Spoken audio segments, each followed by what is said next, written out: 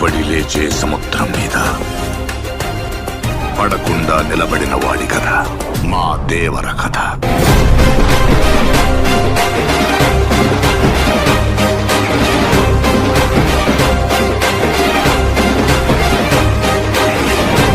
నేను ఇప్పుడు కాదు, నేను ఎప్పుడో చెప్పినా ఇండియా మొత్తంలో బెస్ట్ యాక్టర్ ఎవడరా అంటే నా ఎన్టీఆర్ అని చెప్పిన.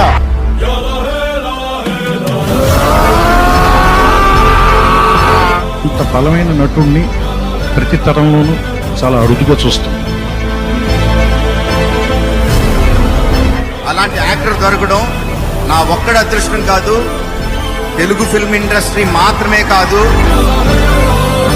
ఇండియన్ ఫిల్మ్ ఇండస్ట్రీ చేసుకున్న అదృష్టం అలాంటి యాక్టర్ దొరకడం.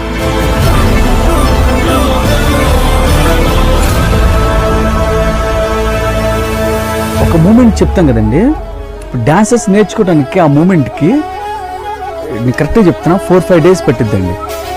ఎన్టీఆర్ సార్ ఏం లేదండి, ఫ్లోర్లోకి అలా వస్తారండి, ఒక్కసారి చూస్తారు అలా ముందు టేక్